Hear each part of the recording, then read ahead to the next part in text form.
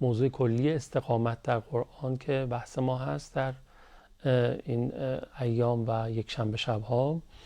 عرضم حضور شما که میخوایم همین موضوع رو ادامه بدیم با توجه به اینکه حالا شب شهادت امام هادی هم هست. آقای عزیزم زحمت میکشن با نگاهی به زندگی امام هادی علیه السلام این بحث رو اگر مرحمت بفرمایید استفاده میکنم. خواهش میکنم. بحث ما در برنامه قبل این شد که بعضی ها در زبان ادعای مجاهده و جهاد رو دارن ولی در مقام عمل عافیت طلبن. و عرض کردیم که مؤمن باید در وسط میدان باشه، نباید عافیت طلب باشه و باید دلش رو یک دله بکنه و با همه وجود در خدمت خدا و اولیاء خدا قرار بگیره.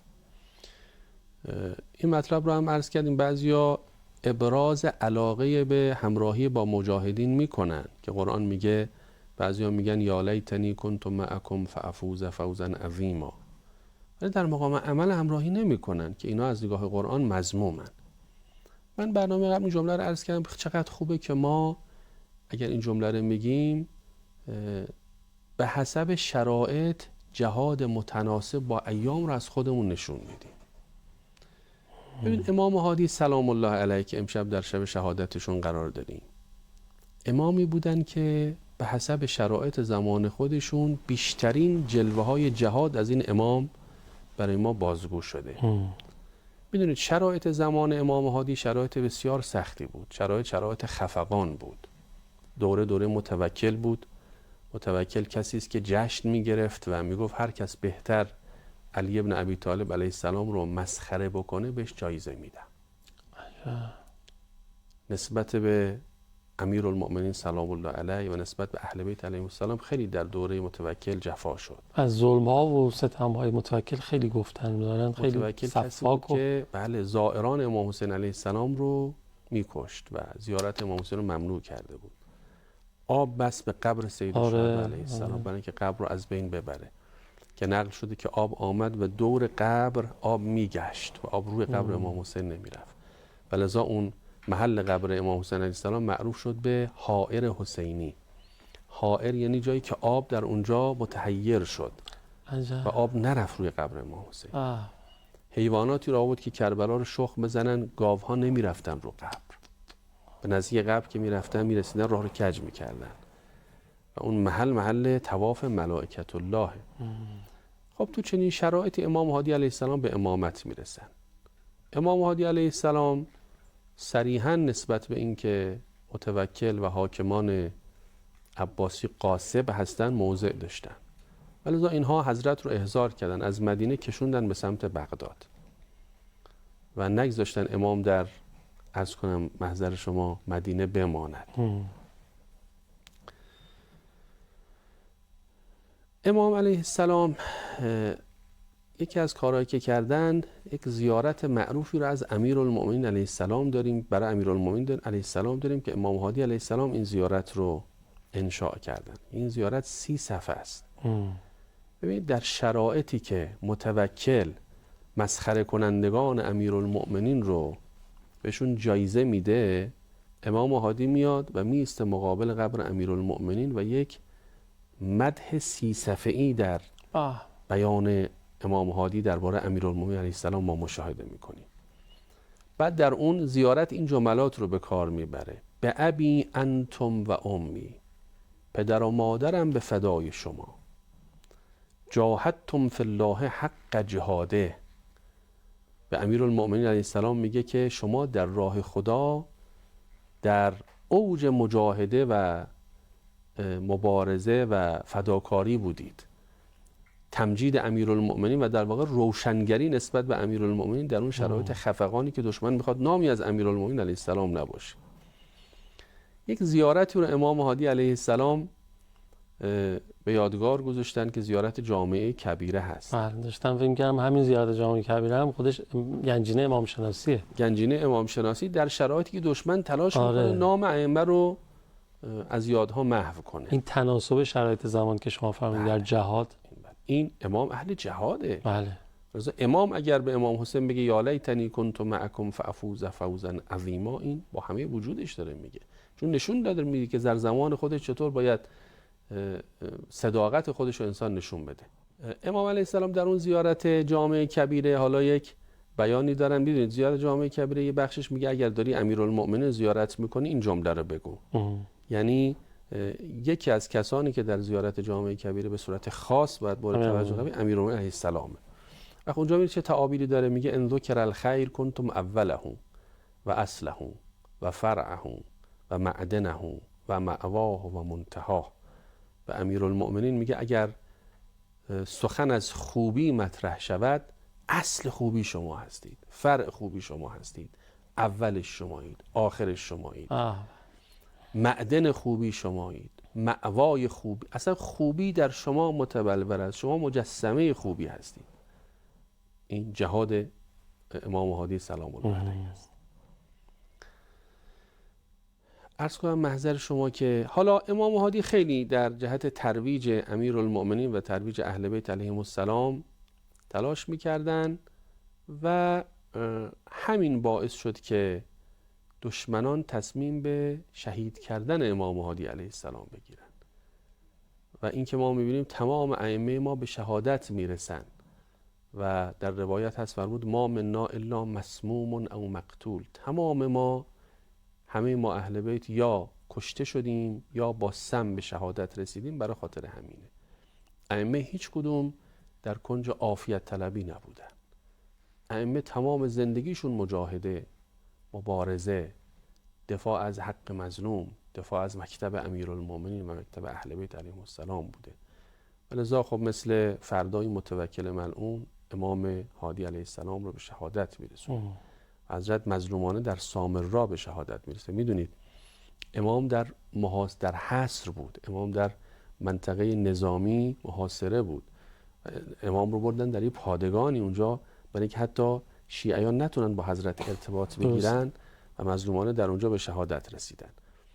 حالا من یه اشاره داشته باشم بعضی از آیات نورانی قرآن که این روحیه رو تمجید میکنه. حالا قبل از اینکه بفرمایید من داشتم به این فکر کردم که جالب امام حالا از یه طرف با این گروهی که در واقع حاکمیتی که داشتن با امام، یعنی در واقع در جهت تضعیف امیرالمؤمنین و امامان حرکت میکردن، مقابله کردن، از یه طرف دیگه هم با یه نقطه مقابلی مبارزه میکردن. الان یاد اومد حالا جریان‌های انحرافی مختلفی که بودن، فرق و اینها، قلات که از اینایی هم که خیلی مثلا مقام ربوبیت و الوهیت قائل بودن با ائمه و اینا، اونا رو لعن کردن، حتی حکم قتل یکیشون رو صادر کردن. بله، اهل بیت علیهم السلام اینطور نبود که برای اهداف مقدس از ابزارهای باطل استفاده کنه. آره. یعنی مثلا شاید یک کسی تو این شرایط بگه خب من که میخوام امیرالمؤمنین رو ببرم بالا، حالا اینام درسته دارن از شیوه باطل استفاده میکنن، دچار افراطن، ولی بالاخره به نفع منه. دارم بیارم زیر چتر خودم بگیرم، در مقابل متوکل نمیتونم کمک من. نه، اینطور نبود.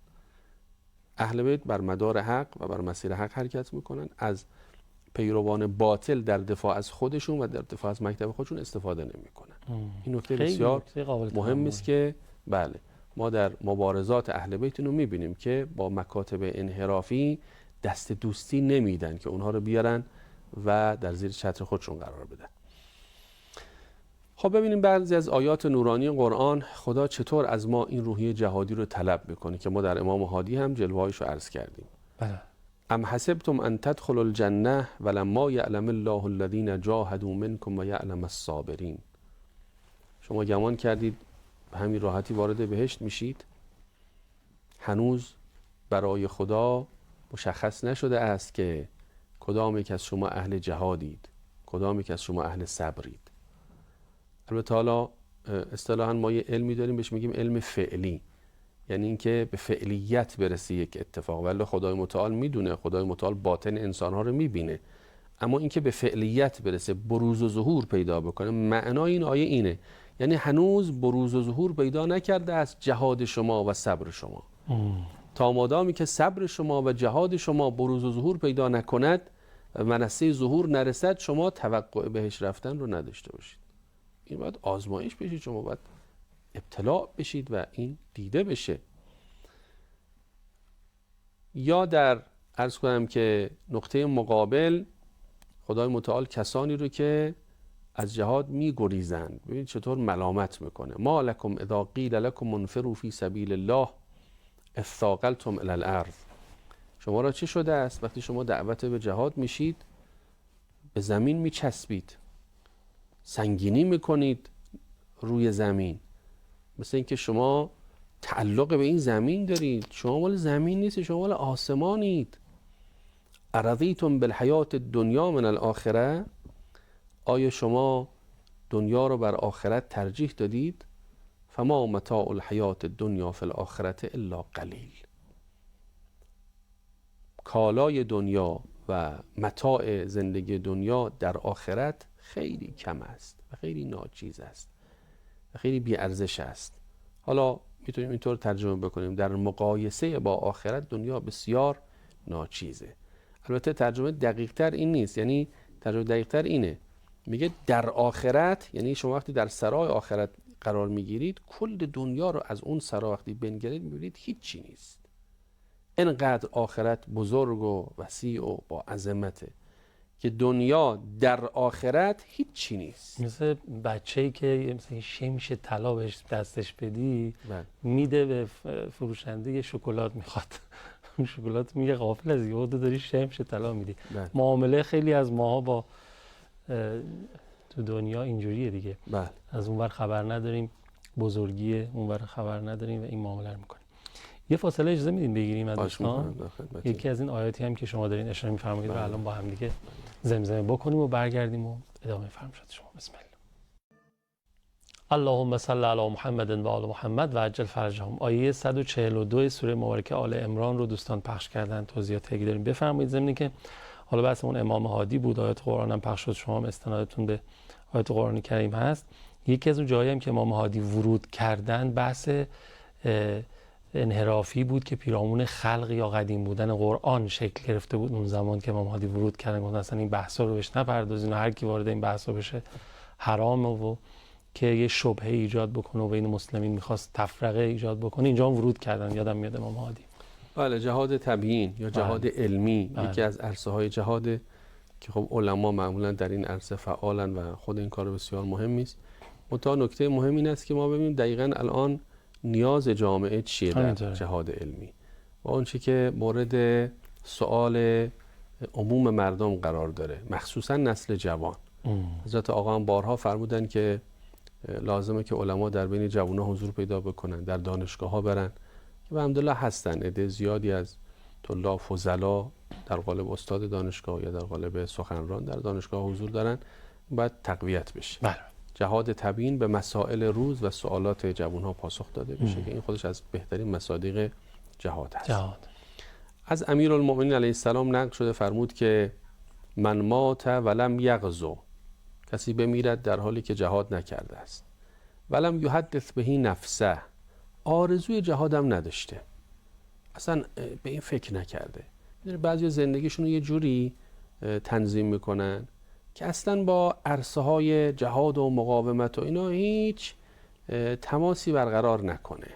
مسیر زندگی کلا، مسیر کارش، کسبش، تحصیلش یه ضرب المثلی میگه آسه برو آسه بیا که خلاصه ضربه نخوری، موش شاخت نست. اینا اینجوری هن دیگه، کلا بیگانه از ماجراهای ایثار و جهاد و مقاومت و شهادت و حتی تو دلش هم نمیگه، سر قبر شهدا هم نمیره، یه اظهار علاقه هم به اینا نمیکنه. فرمود مات علی شعبة من نفاق، کسی اینطور از دنیا بره منافق از دنیا رفته، به نوع این نفاق از دنیا رفته. مؤمن مگه میشه نسبت به جهاد بی تفاوت بشه؟ فرمود ان الجهاد اشرف الاعمال بعد الاسلام، بعد از اسلام جهاد بالاترین اعماله و هو قوام الدین، مایه پایداری دین است. و الاجر فیه عظیم مع العزت، پاداشی که خدای متعال به واسطه جهاد میدهد پاداش بلندی است، علاوه بر اینکه عزت میدهد و اقتدار میدهد. فیه الحسنات و البشرا بالجنه بعد الشهاده، حسنات بسیاری در بهشت در جهاد نهفته است، بشارت به بهشت در جهاد نهفته است. یادی کنیم از اماممون رضوان الله تعالی علیه. امام ما خب این روحیه جهاد رو به مردم ما آموخت و جوانهای ما رو جوانهای مجاهدی بار آورد. هزاران نفر که در اوایل انقلاب رفتن جبهه ها در پرتو همین روحیه جهادی که از امام یاد گرفتن و امام هم از ائمه یاد گرفت. امام ما شاگرد مکتب ائمه بود. این روحیه جهادی امام هادی بود که امشب شهادت این بزرگوار هست. روحیه جهادی سایر ائمه بود که به علمای ما و به امام ما منتقل شد. همه علمای ما اینطور بودن. من اینو عرض بکنم. گاهی بعضیا تصور میکنن که مثلا سایر علمای ما چنین روحیه‌ای نداشتن. همه مراجع ما همینطور بودن. با سلاطین، با حکام زمان خودشون معمولاً درگیر بودن. امام فرمود آنهایی که در این چند سال مبارزه و جنگ به هر دلیلی از ادای این تکلیف بزرگ تفره رفتند و خودشان و جان و مال و فرزندانشان و دیگران را از آتش حادثه دور کرده اند، مطمئن باشند که از معامله با خدا تفره رفتند و خسارت و زیان و ضرر بزرگی کردند که حسرت آن را در روز واپسین و در محاسبه حق خواهند کشید. که من مجدداً به همه مردم و مسئولین عرض می کنم که حساب این گونه افراد را از حساب مجاهدان در راه خدا جدا سازند. و بعد فرمود نگذارند این مدعیان بی‌هنر امروز و قائلین کوته نظر دیروز به صحنه ها برگردند. بعد فرمود من در میان شما باشم یا نباشم، این بخشی از وصیت‌نامه امامه، به همه شما وصیت و سفارش میکنم که نگذارید انقلاب به دست نااهلان و نامحرمان بیفتد. این فرمایش امام. از رهبر عزیز انقلاب هم یه عبارتی بخونم. فرمود من همیشه به بعضی از دوستان که می آیند و سوالی میکنن و چیزی میگویم میدان مبارزه است. ما یک روز با رژیم طاغوت مبارزه میکردیم. طرف مقابل ما پلیس شاه بود. امروز با نظام قدرت طلب خونریز جهانی داریم مبارزه میکنیم. این روحیه مبارزه که سیره مستمره ائمه علیهم السلام بوده. امام هادی با متوکل مبارزه میکرد. بینندگان عزیز، رهبر عزیز ما میگه ما داریم با نظام قدرت طلب خونریز جهانی مبارزه میکنیم. خب این همه سختی و مشقت و مشکلات در کشور ما هست. بعضی از آدمای کوته نظر یا بعضی از آدمای منحرف میگن آقا چرا شما دارید با استکبار جهانی میجنگید، مبارزه میکنید؟ بیاید کنار بیاید با اونها. کنار اومدن با اونها میدونی یعنی چی؟ یعنی چشم بستن بر این ظلم‌هایی که در فلسطین میشود.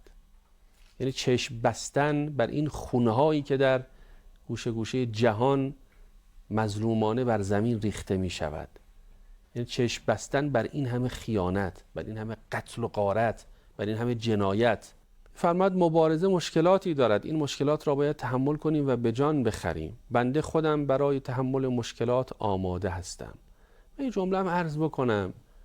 یه عزیزی که از مسئولین سابق کشورم هست گفته بود که این مبارزات فشارش برای مردمه، برای مسئولین نیست. خب ببینید کدام مسئولو میگی برادر عزیز؟ اگه مسئولینی مثل خودتون میگی بله شاید امثال شما همیشه در رفاه بودن و این حرفا رو میزنید.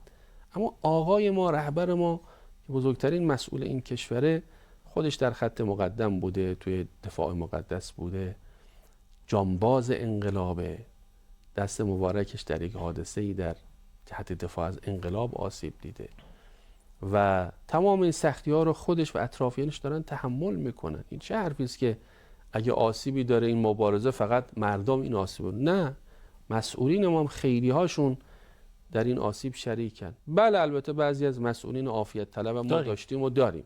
بله. اونها شاخص انقلاب نیستن. شاخص انقلاب رهبر ماست.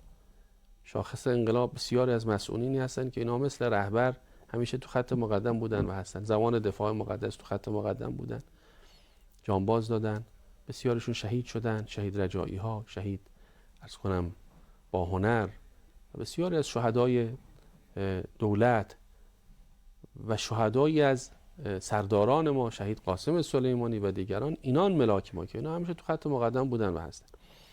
فرمود بنده خودم برای تحمل مشکلات آماده هستم در هر مسئولیتی که باشم.